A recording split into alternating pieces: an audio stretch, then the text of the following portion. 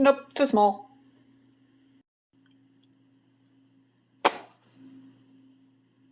Much too small.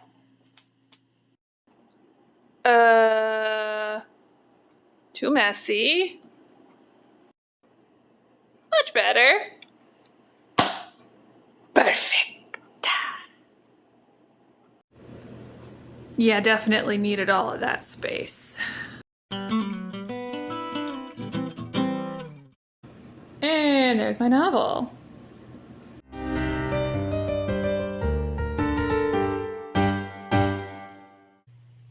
Hello, my name is Briar. Welcome to my chaotic random dumping ground of an AuthorTube channel.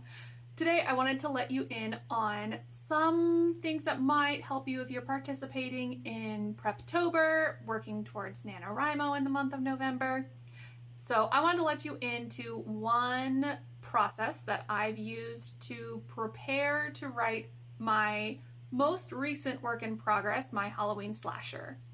In the spirit of Preptober, this video is going to focus on the prep work, the pre-writing work that went into creating this novel outline. Because where I am in the process right now, I have outlined the entire story, I've developed the characters, and I've started writing. I've gotten up through Act 1 drafted. So I'm doing a whole different process also with drafting this project, but that's for a different video. Today I want to focus on the prep. A little bit of background about kinds of prep and things that I've done about myself, like why should you listen to this random lady on the internet about Preptober. So I have won Nano 5 times in the past, twice as a rebel, actually no, 3 times as a rebel and twice with original works. For the first Nano that I won with an original whole Nano thing, I had basically started with character sheets, a premise, and an idea of how I wanted it to end. And that was it. That's all I had. For the second Nano that I won, I had a lot more detail. I had things plotted out. I had a lot of, I had characters, I had scenes like sketched out in my head. I had much more of a plot. And I found that for me, in the month of November, having too much plot doesn't serve me personally. I have another friend who, trying to write 50,000 words, if she didn't have a plot, she would give up after the first 2 days. I usually find if I have too much of a plot, I give up after the first 2 days. So to each their own. So this, again, is why I'm not writing Nano this year. I'm not aiming for 50,000 words in November. But if you need more plotting to get you through the month, then this might be useful to you. When I was first coming up with the idea of this slasher story, I knew that there was going to be a lot more that I needed to know going into the draft if I didn't want to get completely lost in the sauce and end up rewriting it like I did several years ago with a different project. I knew that I would need to know the killer because it's a slasher story. Of course there's a killer. I need to know who they are, what their motive is, what their relationship is with all the characters, like what weapons they use, how many people are they gonna kill. I needed a lot of ideas about the killer. I knew that I needed to know my characters because this is the first time I'm writing a dual point of view story, and I knew that I wanted it to alternate point of views going through in the chapters, so that brought up a lot of other questions. Like if they're alternating point of view, then I need to know who's in what scene. I need to know where they're going, how they're moving, how things are lining up in the timeline. I needed to know a lot more so that I didn't make mistakes and end up accidentally deleting an entire week like I did in another previous manuscript that I had to then rewrite, which had started on a Monday and ended on a Friday, and there was no Tuesday, Wednesday, Thursday in the middle there. So I knew from past mistakes that I needed more information. I needed to be a lot more prepared And through looking at the resources on the internet, what was available to me, I knew that I needed scene cards. So I did some research. I tried to figure out what I was doing. I gathered up all of my notes everywhere, and I sat down at the kitchen table with colorful note cards because I knew it was going to be dual perspective and I wanted 2 colors to easily see things, and some pens and some highlighters, and I plotted out my novel using index cards. So this is my novel. This is Halloween Slasher in index cards. It's a lot of notes, it's a lot of different things, and I want to give you guys a closer look about what this ended up looking like. So let's shift to that.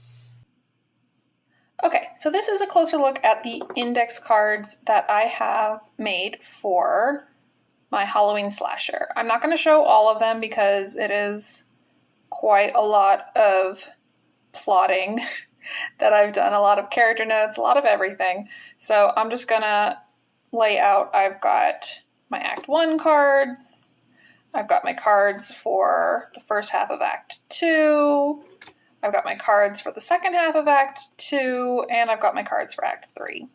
So because this video is mostly about prep and things that I've already done, I'm going to focus on Act 1 because this is the part that I've actually, already written.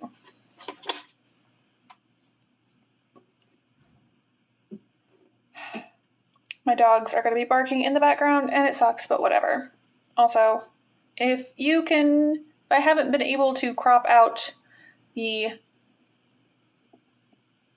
feet of my tripod, we're working on it. This is like the 4th place I've tried to set this up and I'm sick of it, so. All right, so this is Act 1. If we look through, it's yellow, mostly yellow and pink. Pink is for my main character, Hazel, and yellow is for my main character, Jude.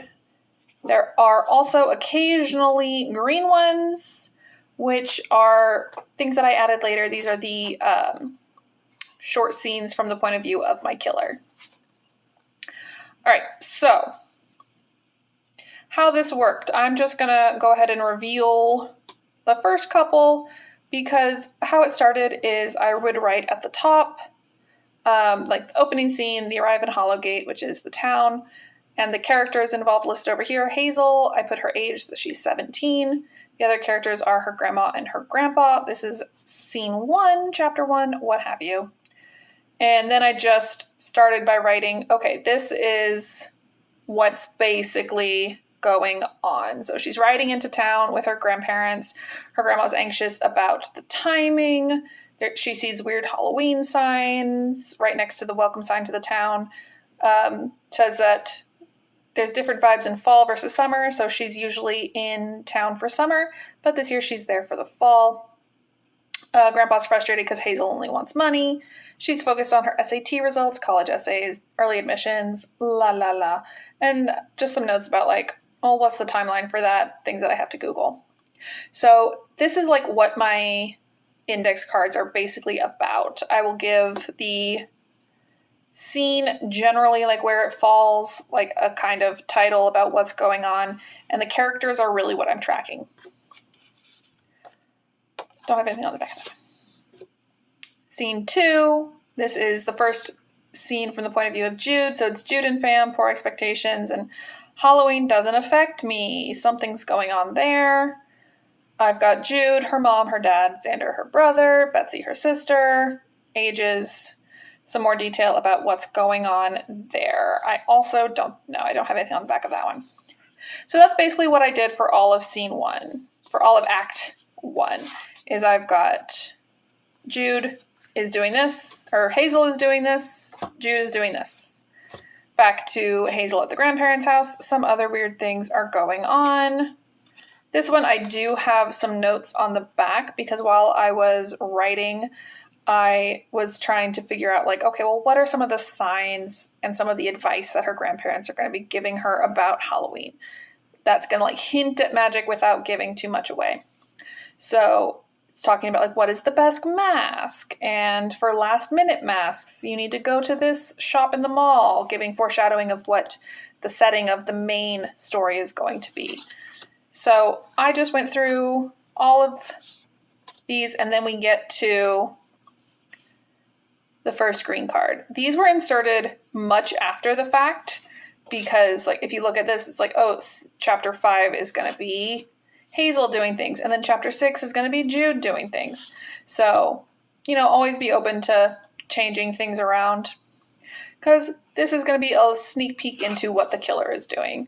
The killer hasn't killed anyone yet, but, you know, we want to know what's going on from their perspective. Give us more of the weird vibes, this thing, this town, this place, things are strange. More just continuing on like that for all of Act 1. And then we've got these white cards that I included because I wanted to give more details about who are the characters that are dying. So I tried to pace out how many kills I wanted in the book based on how many chapters there are, how many scenes there are, how many different things are going to be happening. So this is something that I did after I'd made all of the index cards for Acts 1, 2, and 3. And then this is just, again, the character, who she is, and where she was. So these are just little details on cards. Something important to note, I wrote these when I was very early in the drafting stage. So when I'm writing for this scene, I will pick up the card. I will look at it and be like, okay, these are the people who are in it. This is what's basically happening, and this is like the theme of what's going on here. And once I'm ready to write this scene, I'm going to go in and I'm going to give some more detailed bullet points, like she's riding into town with her grandparents. Where is she coming from? She's coming from the airport. How much time have they been in the car? Give some ideas about what's going on here, like what kind of car is it? All of these are details that I'm going to write before I actually start writing this scene. Just do a quick free write and then sit down and set a timer for 20 minutes and be like, okay, go, and I can write this scene. As I'm writing, I also have my secondary cards. These are just cardstock that I had in different colors that I cut in half. And these are where more of like the traditional scene card elements are kind of going. So these are the cards that I really use to brainstorm and pre-write. And then this is what I'm using as I'm writing to like clarify what's going on. So it's also divided into my 4 parts: Act 1, Act 2, 2B, Act 3. And if we open it up, these are much more detailed. Those are old, it's fine. So these are much more detailed notes about what's going on in each chapter scene. So I've got the scene 1.1, so it's Act 1, Scene 1, the opening scene, the arrival. This is using sort of like beats from Save the Cat, where the like opening image kind of scene. On the left side, I've got the new characters. So I introduce Hazel. She's a main character, so she gets a little star and she's got her own character sheet. The grandma's name, I gave her full name, Hyacinth LaCroix, just what details, minor details about her description that I made, like she's got gray, red hair, so she was a redhead and it's going very gray. The grandpa's name is Bernie LaCroix. He's balding, he's got saggy skin, he's got age spots, so he looks really old. Down here I've got the setting where I was just sketching out like, okay, this makes sense in my head. It doesn't really look like much in the drawing, but it's like they're coming into town through the woods. They're going into like the main street where there's a lot of shops. There's the one stoplight. It goes off over to the mall way over here, and then there's the residential areas over here. So I just drew that out. I gave a little detail about what exactly they're seeing, what happened in this scene, why is it important, why it matters, and then any subplots that are introduced. So as I'm going through and writing, this is like the more detailed scene notes that get filled out after the fact. So I've got that for a lot of my Act 1 details and scenes. Same thing for Jude. Some details about new characters that are introduced in this chapter. The setting, tell me more about it. What's going on, like these are the actions that are taken. And again, this is great because when I'm going through and writing the next scene from a different point of view, I know what the reader knows. I know who the reader has already been introduced to. I know what places the reader has already been introduced to and how those are described. I know what's been happening over here, and I believe in some of these, yeah, I even was marking the date and the time. So this is the day before Halloween. They're arriving in town around 4:30. And then over here, they're arriving at the house. I did a little sketch of the house, just what characters are in the scene, and so on and so forth. So these are my more detailed notes in the bigger form, while I've got my smaller note cards, which were my pre-writing note cards that I did. This is my prep. This is my writing process. Both of them are very important because this is, again, the original idea, what's going to be going on. And then this is what actually happened in that chapter. So these are all the tools that I'm using to prepare to write the novel. And then as I'm writing it, to make sure that nothing is like getting lost, or that I can follow a through line on these cards without having to reread the entire, everything. Once I had all the scene cards made, I also did some work creating character sheets to help define their voices, and I made some other notes and drawings about like setting and things like that, just so that I had a lot more information to work with once I knew that I was going to be starting drafting. So that's how I prepped for writing this novel. Again, I'm not taking part in Nano 2022. That's not in the cards for me, but it might be for you. If you're going to partake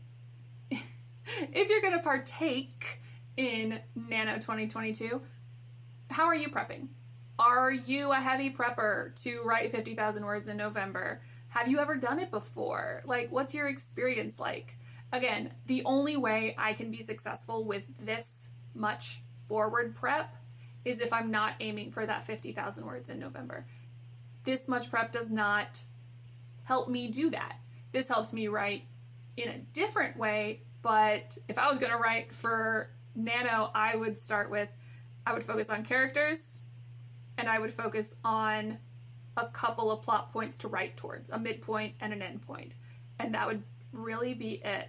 Maybe vibes, like create a Pinterest board or make a playlist. But that's how I nano. How do you?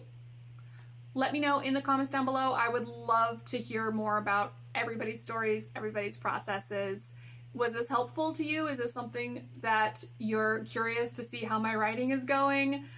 I don't know, but thank you for sticking around, and I hope to see you all next Saturday with another new video. No, lay down. Gonna lay down back there.